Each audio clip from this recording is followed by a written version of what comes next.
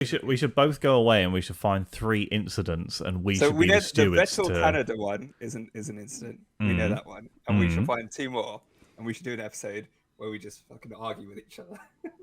Sure, sounds good.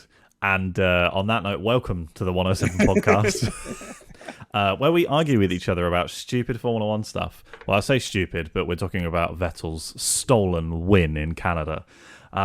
So, whatever. all right, yep. Welcome this week. We don't have a race. There's no race week, unfortunately, this week. But where should we have been, Ash?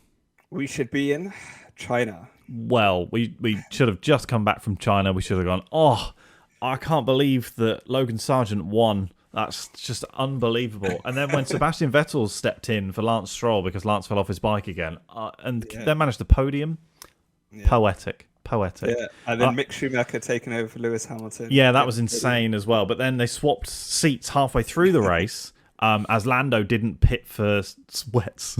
Yeah. And then, Daniel Ricciardo tripped up Max Verstappen on the way to the grid. He just threw a banana in front of him. It's like, oh, well, I guess I have to drive Oh, now. no. So we should have been in Canada. Canada? My God. It's because of the Vettel incident still in my head. We should have been in China. Hopefully we will be back next year. Obviously, part of the reason why we're not in China at the moment is because of like COVID issues and bits and pieces. So, fingers crossed that we actually get those sorted in order for next year's Grand Prix. Yeah, I think the contract's till 2025. I think so. We can get a couple of races in. Yeah, and it'll probably get extended, but. Who knows probably. What the world will look like in a couple of years, right? I think unless something stupid happens, if Zoo is still in the sport, the contract will get extended. Like 100%. Like just purely based on whether or not Zoo will be in F1. I think maybe it's an 80% chance it will actually get extended if he leaves for whatever reason. But I think if he's still in the sport in 2025, 100% are we getting a Chinese Grand Prix after that as well. But also, like, China's just a huge market for manufacturers. Exactly. So Ferrari, Mercedes, Aston Martin, Audi. Audi's what, 2026 when they come in? Yes. Audi's in it, so they won't be there. Alfa Romeo. So yeah, it's a huge market as well. So they kind of want to be there as well, showing off their 100%. 100%. Because don't get me wrong, you can get probably some Chinese. You can get Faudi or McCrady's Straight or something like that. You can get some knockoff brands, but it probably isn't going to be as good as the original. So definitely some power that those brands have over in China. So yeah, more than likely we will still continue to see Chinese Grand Prix. Yeah, no, good. I quite like it. I like the circuit. Track. Decent races half the time. One of my favourite / most memorable moments was when. Do you remember when Hamilton went off in the gravel? And essentially, was that 2007? Yeah, and he could have won the championship or led the literally, championship. if he'd have scored like at that race at all, he probably would have won the championship that year. Yeah, because of where he was I can't remember where he was in the race before he crashed out, but I remember specifically watching that and going, "Oh my God!" It blew my tiny 10-year-old mind. So but I remember that distinctively. And have you got any memorable Chinese Grand Prix moments? I think what was it when Vettel had the double overtake going into the pit lane was quite cool. Phenomenal. I thought you were going to mention something else though. I thought you were going to mention the torpedo. No, I didn't find it that memorable. I think watching it, I don't think Vettel was just complaining a little bit too much. It wasn't even the moment itself. It's just the fact that he called in the torpedo in the cool down room. So for reference, for those of you who don't know, Chinese Grand Prix, can't remember what year it was, but Daniel Kvyat essentially, I think it was 2015 or 16, one of those years. Something like that, because it was when Kvyat was in the Red Bull. Because he wasn't in the AlphaTauri, I don't think. I'm pretty sure he was in the Red Bull. Because in 2014, Seb was in the Red Bull, and then he moved to Ferrari in 2015. Yeah, so it's probably 2015. Yeah. But essentially, he almost took him out because he broke late or something, or accelerated in. And Seb essentially just came out with the, oh, you came in like a torpedo. And then it's been referenced like a couple of times ever since. It just is funny. So, yeah. But those are, some of those moments are pretty good. And it's a fun track to drive on as well, especially obviously in the video game. So there's that. There's turn that one, too. though. I hate turn one. Yeah, I see. Turning, deceleration. I used to be a turn one hater, and now I quite like it. Once you know what you're doing and where you need to brake and how much brake pressure you have, it becomes quite fun. I think, anyway, because you're constantly not changing your line, but constantly correcting and constantly braking and trying to work out like the perfect balance. I find it quite fun. And that long straight at the back is phenomenal for DRS especially. Coming off as the bank turn as well. Yeah, off the bank turn as well. I wish it was banked a little bit more though. Just purely to give you a proper slingshot out of there. Almost like Saudi Arabia. I think Saudi Arabia's banked turn at the end of at the one end of the circuit, I think is banked slightly more than the Chinese Grand Prix one. But like that, would like just a couple more degrees would be really, really cool. Like Zandvoort. Yes, yeah. Put a Zandvoort corner in. Just do it. You know you want to. That would be insane. Yeah. But we unfortunately won't be racing there, so we're gonna have to come up with some other crap to talk about. Essentially, there's always stuff to talk about, and there is luckily there is always stuff to talk about. Felipe Massa was like, it's been quite quiet in the world of Formula One. I'm gonna drop a bombshell. So yeah, speaking of Hamilton being a world champion, is he actually a fake first-time world champion, just like Max Verstappen? Who knows? So essentially what we're talking about is slightly old news at this point. But for those of you who don't know, essentially Felipe Massa, who is the original Formula One champ. No, I'm kidding. He came second in the 2008 F1 title. He thought he won it in Brazil, and then he won it for like 12 seconds or something. Yeah, something stupid like that. He was officially world champion for like 12 seconds. Slowly? Is that Glock? Oh, iconic. It is iconic. Yeah. But yeah, essentially the shots of them celebrating in the garage and then realizing that Hamilton had actually finished in 5th, I think it was. Yeah, he made that position. Yeah. Live in my head rent free and will do until the end of time. Nothing against Massa whatsoever. However, it just is iconic. And I think there's the engineer that punches something in the background as well. He headbutts like the Scuderia Ferrari side or something like that. Yeah, it's phenomenal. If you're listening to this on the podcast on the Spotify or Apple Podcasts, be sure to leave us a rating. If you're listening to the podcast, go and have a look. Pause it. I give you permission to pause it. I don't even care. We can lose the listener. Yeah. Go and watch the loss because it is just archaic. That is from the highest of the high to the lowest of the low. They then forced him on the podium because obviously he won the race. So they forced him on the podium and he just cried, I'm pretty sure. I think he was just like, I don't know what to do. Like, it's just the most broken man possible. You've just won in your hometown. You've won your home Grand Prix and you've lost the world title. Like, to be fair, bless him, because that is horrific. But at the same time, like, do you think he has a case? So what Felipe has done is he is exploring options to have the 2008 results overturned based on Crashgate, which, for those of you who don't know, where Nelson Piquet Jr. intentionally crashed in the Singapore GP, allowing Fernando Alonso to win that race. And in that race, Felipe had a horrible pit stop where I believe he went off, but the fuel hose was still attached. Yeah. And he lost a ton of positions and a ton of points, and that could have led him to win the championship. So he is now exploring options based on the fact that he believes that Bernie Ecclestone and the Formula One authorities knew about this and chose not to do anything. They did know about it, apparently.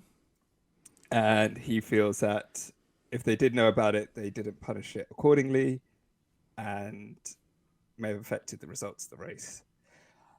Not only the race, but potentially the season. Potentially the championship. So I don't know what he's after. I don't know if he wants it overturned as like a no contest to championship, or if he wants to say, actually, I should have been the champion. So, I mean, unfortunately, you just can't tell. You don't know where he would have ended up in the race, what would happen in future races. So I true. think he's probably going forwards a no contest. And I don't know if he would be suing for some sort of Damages, I monetary guess. return damages Yeah. in any way. You know, you affected my career, this and that, loss of earnings, etc. So I think he's probably going for like a no contest. Yeah. And probably some of financial compensation as well. I think there's two things. One, very interestingly, he still actually does some media for F1 TV and stuff like that, and for Sky Sports, etc., etc. Do you think now, knowing that the organisation that technically still employs him, do you think that he will continue to work for them, or will he just do it for the cash, or do you think he will really care? That's one question. I don't think he really cares. I don't think he really cares. Right? He doesn't need money. He's pretty much sorted for life. But then again, if you know, there's the potential of, you know, earning $5-10 million out of this. Yeah. You're going to look into it, right?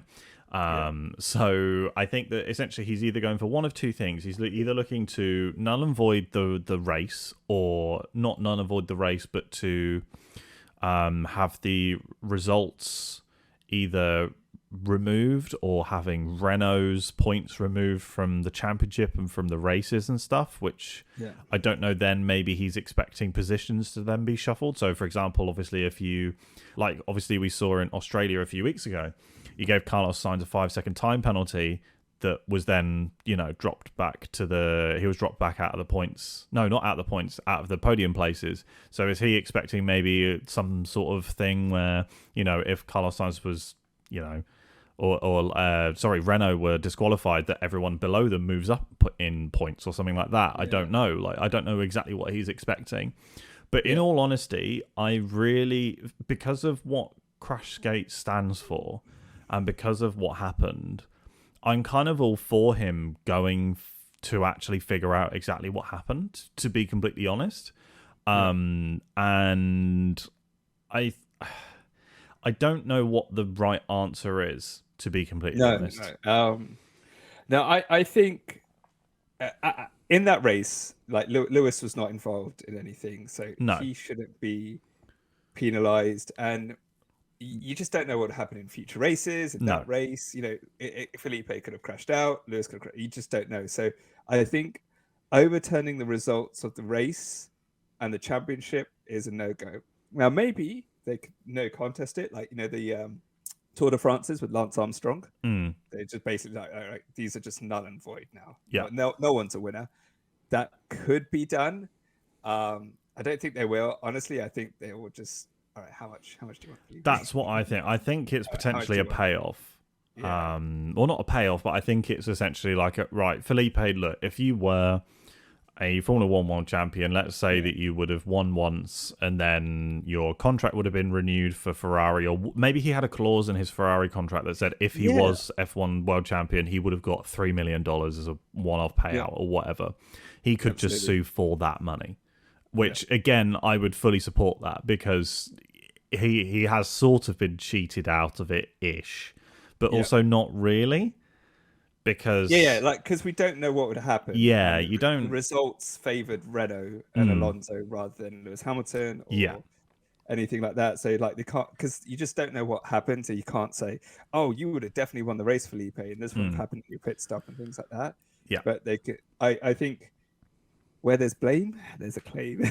Literally this, and I think it also echoes a little bit, obviously, Abu Dhabi 2021. Purely in terms of it is not Verstappen's fault that he won in the circumstances that he won in.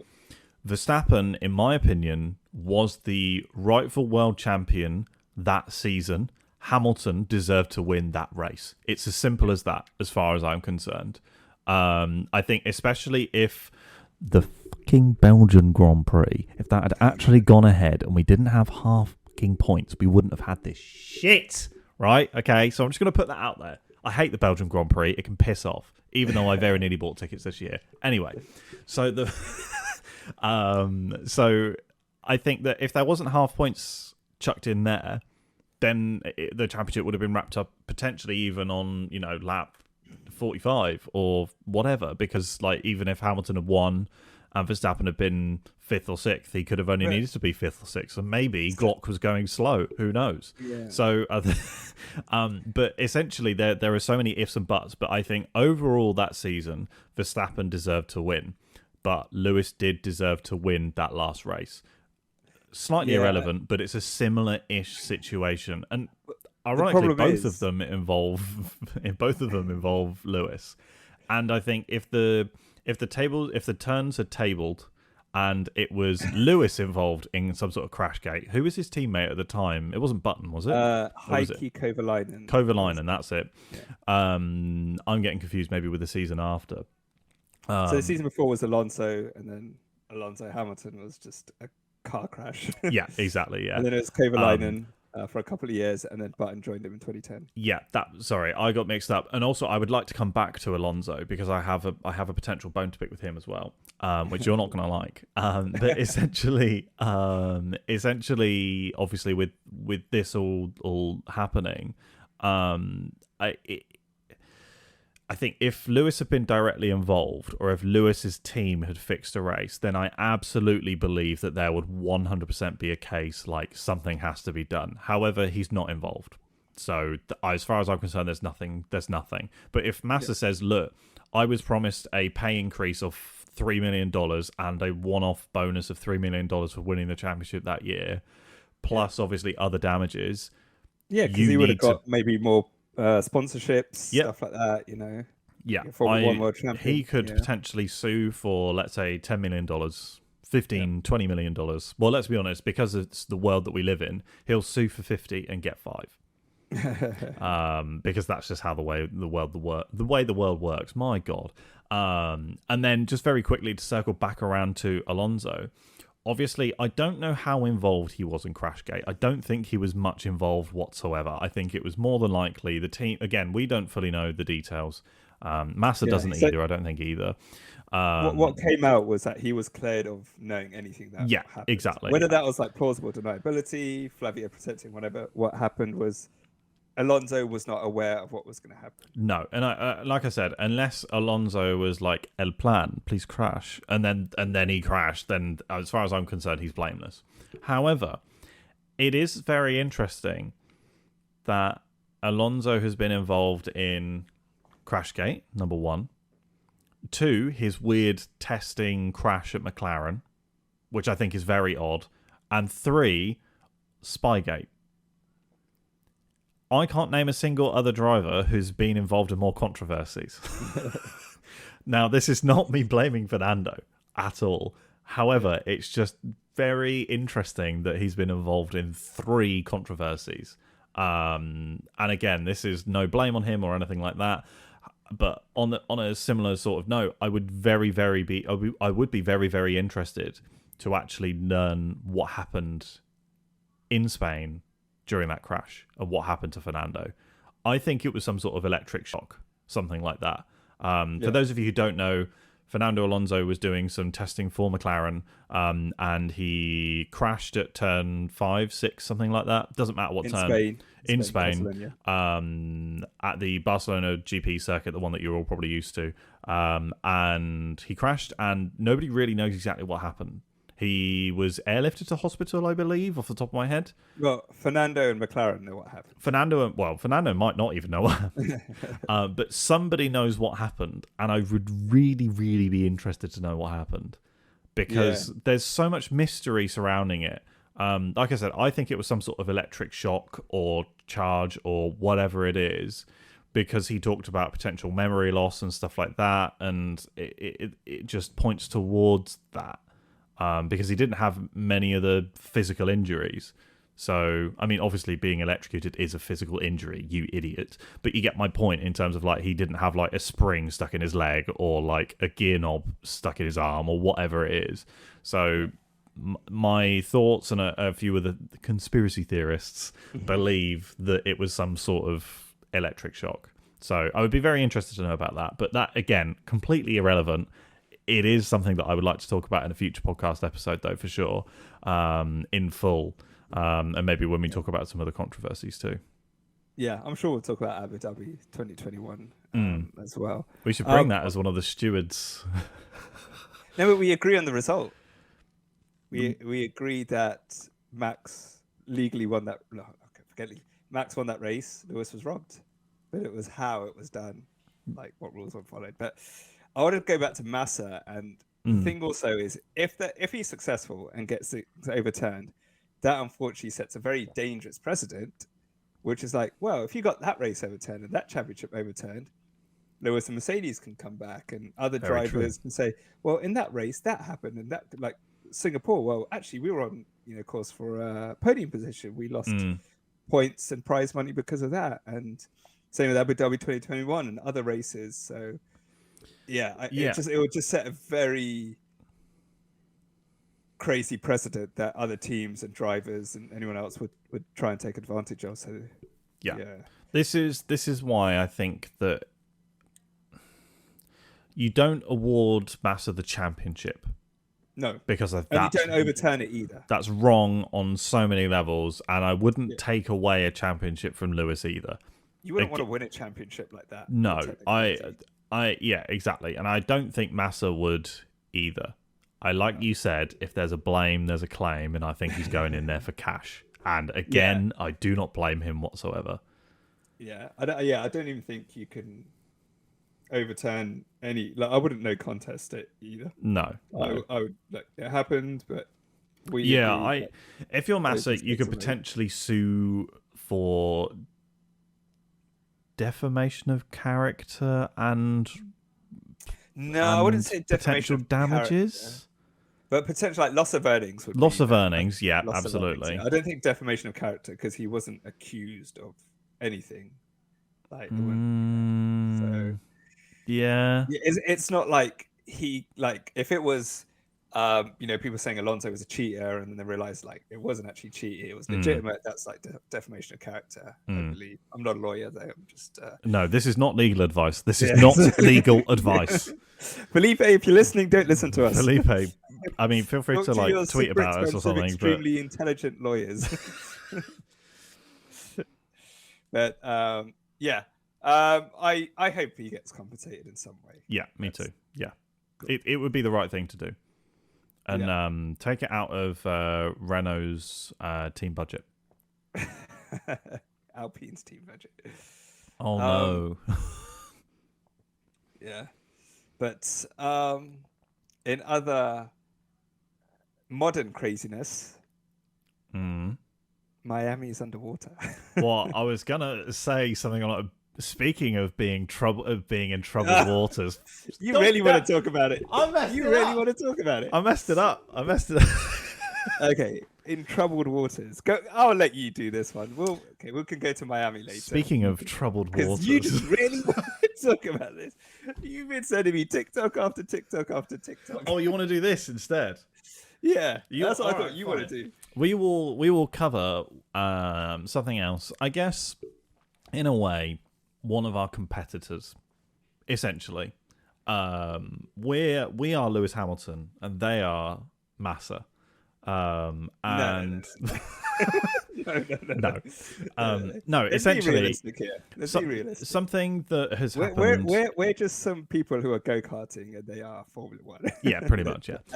But essentially, what's happened? If you own a Twitter account and you've ever looked at anything F1 related, you will probably run into the news that the Pit Stop podcast, not to be confused with the Pit Stop Boys, the Dutch singers, the Verstappen fans. Max. Copyright claim. But not to be mistaken with the original, the OGs. But essentially, they have a podcast which is wildly more popular than this one, 7 listeners.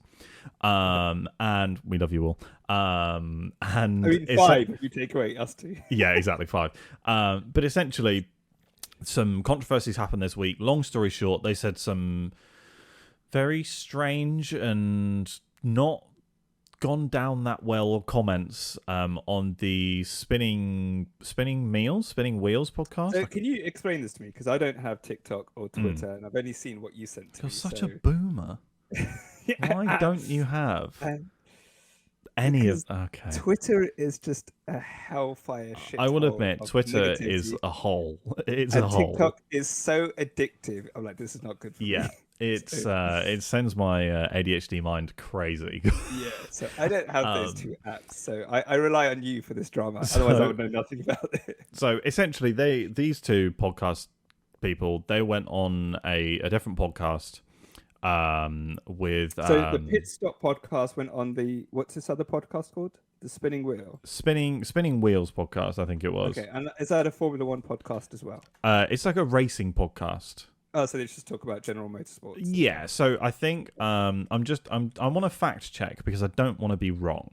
So let me give you my 30-second overview, and then you can, and then fact check me. Sure. Was they went on this podcast and they had Juan Manuel Correa as well on the podcast, and they're talking about a lot of stuff. And the thing that I've heard come out, and I've not heard about anything else, only what you sent me, was Juan Manuel Correa, who is an F2 driver who nearly lost his legs, and rest in peace, Antoine, who's involved in the Antoine Hubert crash at Spa. Probably had numerous other injuries as well. Yeah. Came back, races in F2, and I think the Pit Stop boys were quite derogatory in saying, like, is it who the fuck watches F2 or something? Literally sitting right next to the F2 driver, Juan Manuel Correa. Yeah, so I don't know about anything else, and I don't know if that was correct and if it's a full picture. So this is what I wanted to do. I wanted fact check me. I wanted to quote them directly. Essentially, is that he said to Correa. So they were on the Screaming Meals podcast. I thought it was called Screaming Wheels for some reason. I do apologize. Hosted by IndyCar driver Marcus Armstrong and F2 star Correa, essentially. So Juan Manuel Correa and Armstrong host that podcast. Yes, so they host this podcast. All right. Okay. And essentially what happened was the two guys, Jake Boys and Fabio Bocca. So Jake and Fabio. Jake essentially came along and said that no one gives a fuck about your racing. Nobody cares where you finish in the championship. That is a direct quote. So to Juan Manuel Correa. Directly to Correa. Right. It wasn't said as in like just a general. No, and he wasn't joking. He was not joking. You can see that he was not joking at all.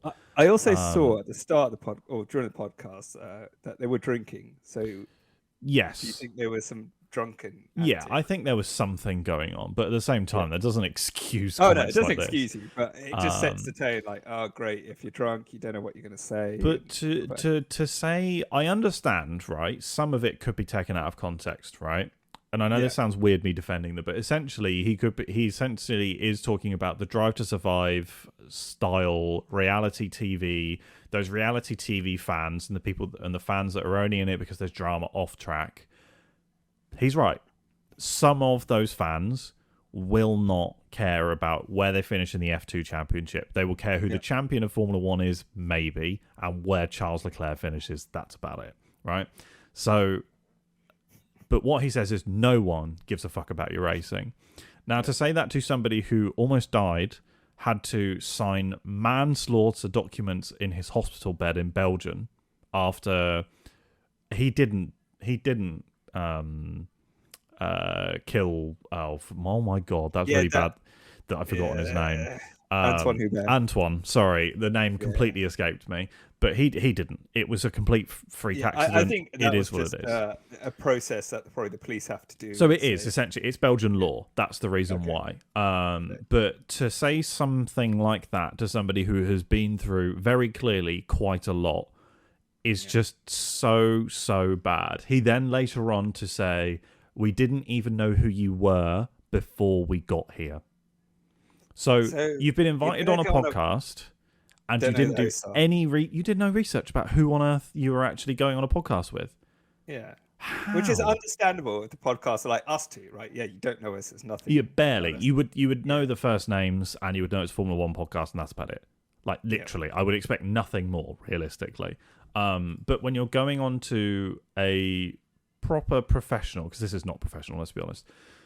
If you're going on to a proper professional podcast, we'll get there eventually. You don't. Well, hopefully, yeah. But you don't say stuff like that. And it's just basic manners as well. yeah, Correa essentially even replied and said, "But you have an F1 podcast." And then essentially one of the pit stop boys said that the podcast wasn't his initial focus and wasn't even necessarily about the racing. We just wanted to travel. Oh, okay. So it is in a different country. Yeah. So the pit stop boys, they're obviously based in the UK. I say obviously they're based in the UK, and the idea is that they wanted to travel around and like live a bit of a lifestyle. Essentially, is what that's sort of leaning towards.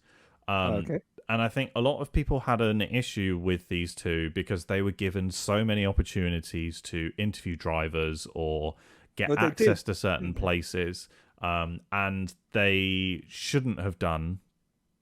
But they did because essentially, and I don't blame them for it, they have a very, very good agent or an agency. They have a very good agent or agency. They even go along and say that they originally wanted to start a football podcast, and they said that essentially F1 is about 5 years behind where football football content is, like social media accounts, channels, etc. And that they saw an opening. That's essentially the gist of it. So they're not essentially real fans is some of the accusations being thrown about. And yeah, for me, I think that it was very clearly obvious they weren't proper fans. They weren't constantly educating themselves. Like they've been in the sport for a few years now. Their podcast has, I think, 100 and something episodes, 150 episodes, something like that. And they were very recently asked, how many teams has Sebastian Vettel driven for? And both of them said 3. And one of their guesses as to which team he'd driven for was Haas. And you're telling me that you've been around the sport for 3 years, that, you know, even Vettel was around for one of those at the very least, 2 of those essentially. And you're telling me you don't know who one of the most successful Formula 1 drivers in the world, you don't know, admittedly, it's kind of obscure, but you don't know that he didn't drive for Haas. They also completely forgot that he drove for Red Bull. Oh, what? And it's like, weird. My thing is that to come from their original point was, we don't know anything, we're going to come in and we're going to learn. And the fact that they haven't learned and they've been given on a plate interview after exclusive like thing is just absolutely insane. Like they interviewed the Alfa Romeo drivers last year in their own apartment. Didn't they interview the Ferrari boys as well? Yeah. Ferrari also apparently don't like them. Oh, okay. So I don't know what they've done to upset Ferrari. Ferrari, we love you. I don't know what they've done. I don't know what they've done to upset Ferrari. But to be honest with you, I don't wish ill of anyone. However, the fact that you've been given so many chances and you've sort of been found out as essentially frauds, you get you reap what you sow. You know, you haven't bothered to pay attention. You've taken away potentially taken away opportunities from others who are more deserving, and there is no way, in any way, shape, or form, me saying we deserve those chances or whatever it is. Just obviously from a perspective, like our perspective, but at the same time, like they've been given so many, like they've had so many chances now, and I think this might be the final nail in the coffin. That is until about 20 minutes before we started recording this. Allegedly, their apology was written using ChatGPT. So they've been silent, radio silent, for almost a week. And then allegedly they have used ChatGPT to write an apology on their Instagram story. Again, just further points to what allegedly, I don't know whether or not it's true, but it just further points towards that they don't care. They were in it for the money, and they don't care. They're not sorry. They're not that you need to be a proper F1 fan to host a proper F1 podcast, but at the same time, it's common decency to learn whoever you're, like, learn the names or who the hell they are when you go on a podcast with somebody. It's just disrespectful. That's my issue with it. From what you told me, and look, we've made mistakes on this podcast and maybe get drivers, teams, dates wrong, and I'm sure we will. But I think when it comes from a position of, we just didn't know, but we're trying, or you understand what I'm saying, you can accept it. I was like, oh, you got it wrong by a year, but to not know if like Sebastian Vettel raced at Red Bull, it's like, come on, man. Yeah, and that's supposedly one of their favorite teams. We're not asking you like what position he finished in the Malaysian Grand Prix in 2011. No. Like when I said earlier, who was Hamilton's teammate in the 2007 or 2009 championship or whatever it was, and I was like, was it Button? No, that was 2010. Oh, it was actually Kovalainen. Okay, I completely forgot. My bad.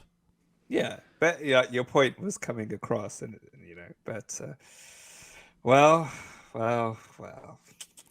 It's just not a good look. It really is not a good look. And hopefully they learn from it. And like you said, they're in a very privileged position. They have access to drivers, teams. Yeah, they had. I don't think it will. After this, I think that a lot of people within F1, it's a very close-knit circle inside that circle. And I don't think that there's a way back from this. I really don't. Their podcast rating last week was 4.8 stars. I checked before the recording, and it was then at 2.2. They've had over 15,000 bad reviews in a week. Wow. Like, that's insane.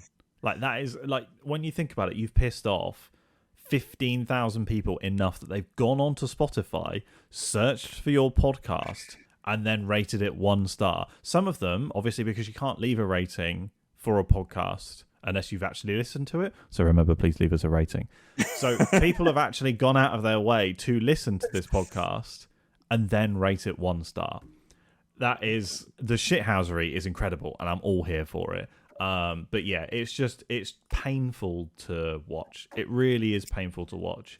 And like I said, it's just, of all people to say something like that to, Correa is the wrong person to have said something like that to. Yeah. And look, and the thing is, if you, I mean, I'll admit, I don't know if you'll admit, I try and watch F2 every now and then, but I don't know all the drivers and everything like that. But if they'd come from a position, it's like, yeah, we don't know that much about F2. We're still kind of learning about F1. Tell us, what's different, what's good, what's bad, and stuff like that. That comes across. At least they're trying to learn. They were an F2 driver, and they're asking him questions so they understand more about the sport. I think if one of them had turned around and said, I'm really sorry, before this podcast, I don't pay much attention to F2. I think, let's take this as an example. If it had been an F3 driver, I have zero expectation of you actually knowing. I don't know one single name of an F3 driver. I couldn't name one. And I'm very sorry that I can't, but I just can't.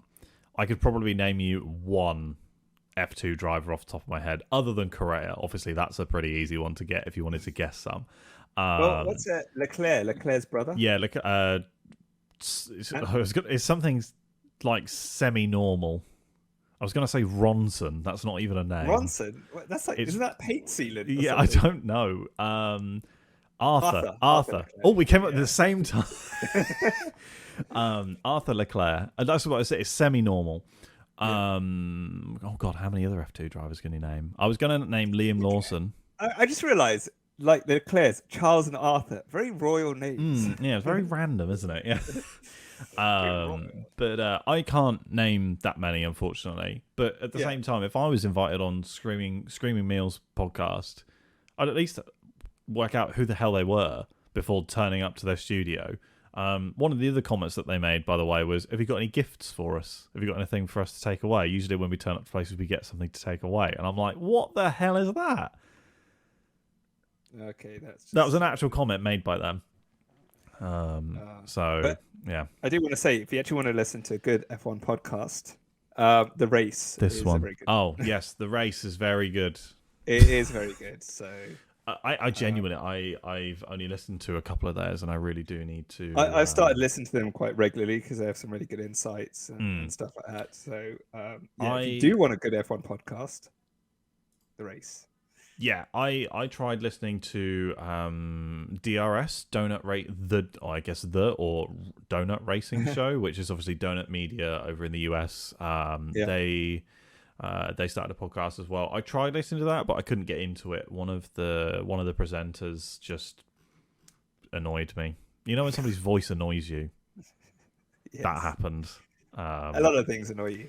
Yeah, I don't know why. I just couldn't properly get into it. I think it's because they come at it from a very, very entry level thing. So like if they're like, oh, there was a yellow flag, and they go, what does a yellow flag mean? What are wheels? Like that's the sort of the level that they seem to come into it at some point. So it's just not right for me, essentially. Nothing wrong with the podcast itself, but one of the voices was annoying, and it was just not the right level for me. But yeah, there are some excellent Formula One podcasts out there other than this one. Let's be honest, probably better than this one. Yeah, but essentially, long story short, is they have absolutely fumbled the bag. Completely and utterly fumbled the bag in one of the most monumental ways possible. And I'm just sat there stuffing my face with popcorn, just watching the downfall, because it is entertaining. It just is. Oh, Twitter drama. Yeah. Cool. Speaking of of downfalls, there has been a torrential downfall of rain in Miami. That was pretty good. I'll give it that. That wasn't too bad.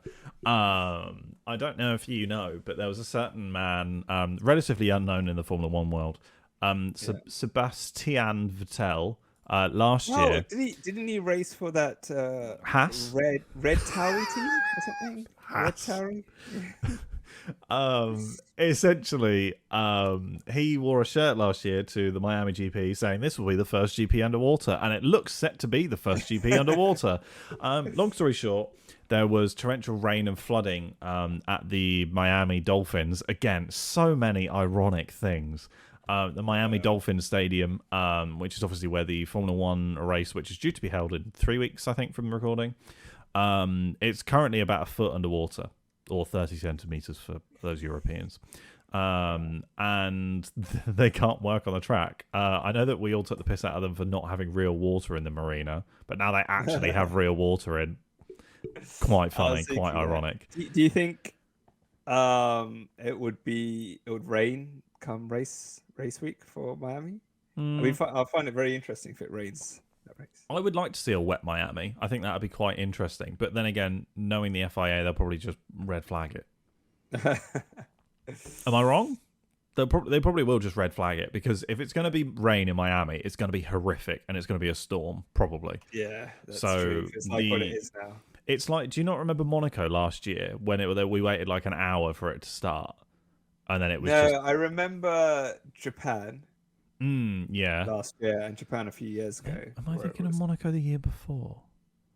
I only remember because my girlfriend was very hungover, and I was like, "Look, this is going to be a really cool race," and then there's just nothing happened for like an hour. She just fell asleep. Yeah. I think it was the year before, but essentially there was torrential rain. And I think it would be like that. The FAO would probably just red flag it. But I would be very interested to see a wet Miami race, for sure. Yeah. Okay. But well, hopefully they can get the track all up to standard in the next few weeks. So hopefully they can get the track ready. And I think if you go on Sebastian Vettel's store, you can buy that Miami t-shirt where it's... Can you still buy it? It was when I last looked. When did you last look? 2 days ago. Okay, all right. So it probably is, which is just, again, hilarious. Sebastian Vettel shop. It's in Deutsch. Let me change it. Google Translate. Let's have a look. Yeah, it's €70, and it is available. Miami 2060. First Grand Prix. Seb, that is daylight robbery. €70 for a t-shirt. €70 for a t-shirt, Seb. No, look, he has transparency of costs on there. Does he? So, yeah, so... It's €11 for the t-shirt itself, which is sustainably and fairly produced. Okay. It's €10 to production printing by hand using screen printing method. Fine. And then the shipping, which is environmentally friendly recycled paper, hand printed, the tape and tags, which is €2. Handling fee, so packing it, shipping it off, online support, returns, customer support, and everything. Yeah. $16.82, and then the donation amount, I don't know what it gets donated to, is €30.18. €30 donation. Yeah. Oh. What Wow. So yeah, he's actually Wow. put Okay. down the transparency of where all the money goes. You know what? I appreciate that, and it's still cheaper than most F1 merch. It's still Well, going to be 70 cheaper. euros, what's that, like 62, 63 pounds? So Yeah, something like that. That's yeah. still quite a lot to be completely honest. I mean, it's a lot, but at least you know where your money's going. True. Yeah, I do agree with that. Like, you know, you're donating 30 euros to like a worthy cause. I imagine it's some sort of, I don't know, protect the sea thing. Save the bees. Save the Probably bees. save the bees, yeah. But I was thinking, obviously, the shirt didn't say save the bees on it, but it probably is some sort of bee project or something like that. I'm not entirely sure. But yeah, sorry if I'm not that energetic. Clearly, I need some Active X or whatever the new drink is that he has. Oh yeah, he's got the plant Is I think it's vegan. I think it's vegan. it'd definitely be vegan. He'd want it to be. I don't know. I think it's because I don't know if you knew this. I only know this because I'm told this repeatedly by my mum and sister who are both vegan, which is do what you want to do. But apparently it costs money to call your stuff vegan in some places. So calling it plant-based is actually a way around of, because I think it has to be certified vegan, so it has to be like inspected or something like that. So I think that's why. It's plant-based energy.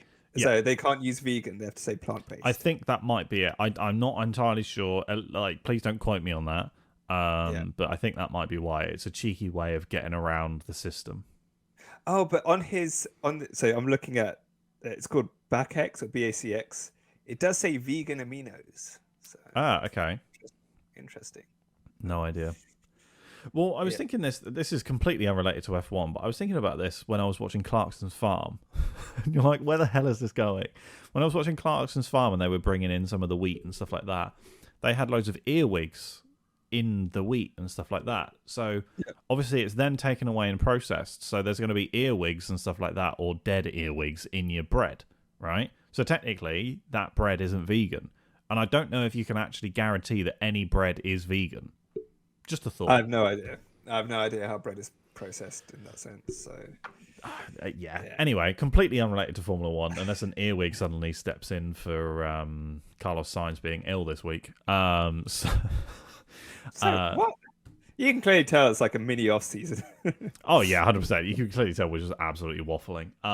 But so, long story short, unless the drivers want to install snorkels in their helmets, I guess a bit like they do in IndyCar, we might not even potentially be racing in Miami. I highly doubt that will be the case. I'm sure that the flooding will be gone within a week or two. But my question is, what should we do if we're in charge of the FIA? Yep. What do you think that we could do in terms of, like, where do we race? What do we do? Well, in case Miami's cancelled? If Miami's cancelled. Nah, it's too short notice. I didn't catch that. Cheers, Siri. Thank you. It's too short notice. If there was a track available, everything is in a perfect environment, Germany. Let's go back to Germany. Yeah, I would take Germany. Nürburgring.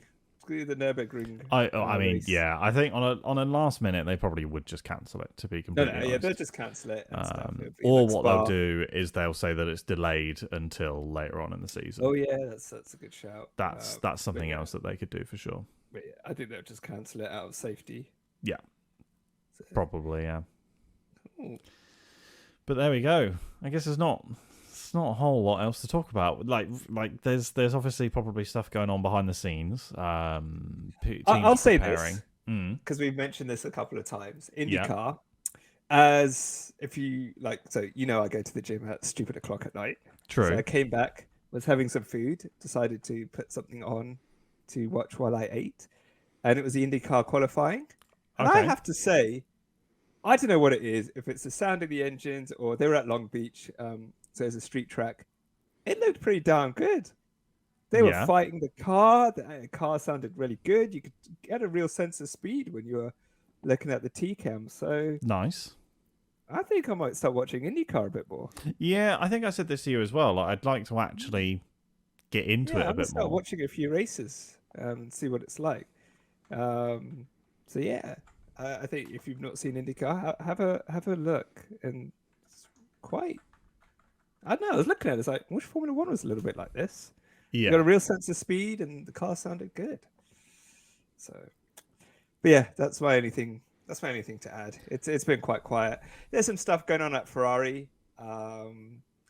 From like the higher ups and the board and the directors talk about changes coming in. So who knows what that means, you know? true. But there's no smoke without fire. So there's been some murmurings coming in from the big wigs at Ferrari. True. Yeah.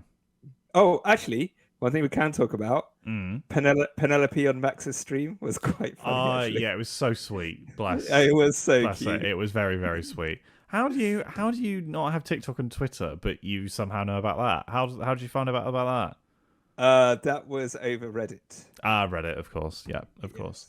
Yes. Yeah, I think somebody joked that we've had more Max content over this off season than we did the entirety of the actual off season. Yeah. Which I is think the just jokes are like hilarious. coming. It's like, what's it going to take to stop Max Verstappen? And they were like, Penelope. Yeah, apparently, yeah. Penelope says, "Don't drive." Okay. Yeah, you're not allowed to drive this weekend. You have to come and have tea and with Yeah. me. It's like, okay. So, but Max, you can win the championship. Gotta go No, with Penelope. I have a tea party to attend. I do apologize. Exactly. Yeah, that's the only thing that could stop Max Verstappen winning the It's championship. so this sweet, season. and you're telling me that this is supposed to be the villain of F1. This is supposed to be the villain of F1, and he's off having tea parties with his girlfriend's 7-year-old daughter. Yeah, She's 6 or 7 or something like that. Yeah. I heard a great thing about Formula One. It goes like, you're like, if you're a Hamilton fan, Max is the villain. If you're a Max fan, Lewis is the villain, kind of thing. But if you're winning, you're the villain, which is really odd in the sport. Yeah. Because remember, Seb had the booze, Lewis had it. It's like he's winning too much. Max is having it. It's so interesting and I think that's why Alonso is so respected, because when he's won, he's gone up against Schumacher and it's been close. Yeah. But when he's lost, he's put up a fight. Yeah. 2010, 2012. And it's like he just never had it handed to him. So I find it interesting that the winners in Formula One are like, oh gosh, winning again. Yeah, well, I mean, remember, obviously, like, you could overhear in season, whatever, not this season of Drive to Survive, the one before, you could hear Karun Shandok in the first episode saying, beat them.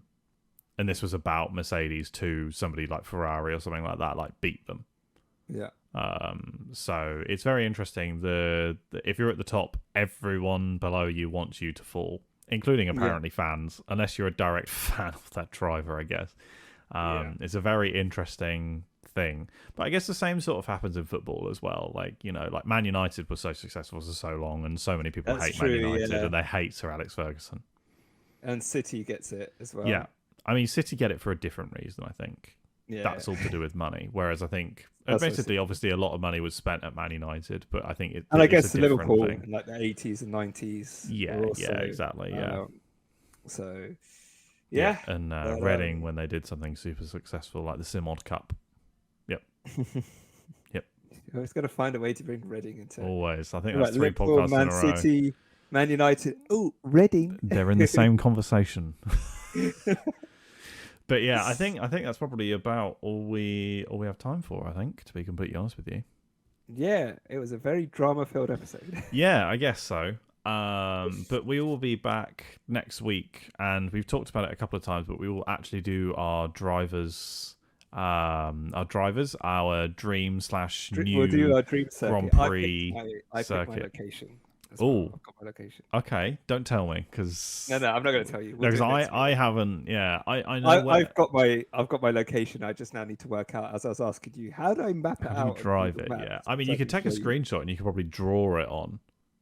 True, but I think I'll do what you said, is that add little points of interest across and see. Yeah, you can measure it in the Google Maps app on your phone. because then sometimes it's like, oh, this looks good, and then realize, oh, that's like 30 miles. Yeah. I was like, oh, this looks great. Oh, it's 8 meters. Yeah. Yeah. So, I mean, to give you a good idea, I think an average F1 track is what, 3 to 5 kilometers long, something like that. 3 to I 3 thought to it 6 was like- kilometers, or 3 to 6 miles, or something. I can't It's remember. like 3 to 6 miles. Let's have a quick look. I know a race weekend is the closest they can get to 300 yeah. kilometers. So That's the Spa's race. around 4.3 miles. Baku, when it comes, is about 3.7 miles. So yeah, the Yeah, shortest between is 3 and Monaco. 6 miles. No, between 2 and 4. Oh, okay. So Monaco's just over 2 miles, and Spa is 4.3 miles. Got it. So Nice. it's because they go so fast. It's actually hard to because they're doing it in like a minute, just what, a minute and a half, minute 45. It's insane. Yeah, absolutely insane. 4 miles in like a minute and a half is mad. Yeah. But, yeah. But alrighty then. Well, Alrighty then. that'll do it for today. That will. Thank you very much for joining me. And that'll be it, I guess. Yep, I'll catch you next week with Yes, our tracks, and I'm we'll be sure back. some drama will happen in the week. Oh, to give us it something always else to does. talk We don't about. even race; we get drama. It's always fun. Always fun being and an then we F1 can fan. we can preview Baku as Yes, well. we will preview Baku next week for sure. Absolutely. And it's back to back, so we've got Baku and we've got Miami. Yes, So- we do. So we actually have, we don't have a 3-week break No, or even a 2-week break. or even a 2. It's just straight in. Yeah, 1 week. Cool. But yeah, no, thank you, and see you next week. Cheers, everyone.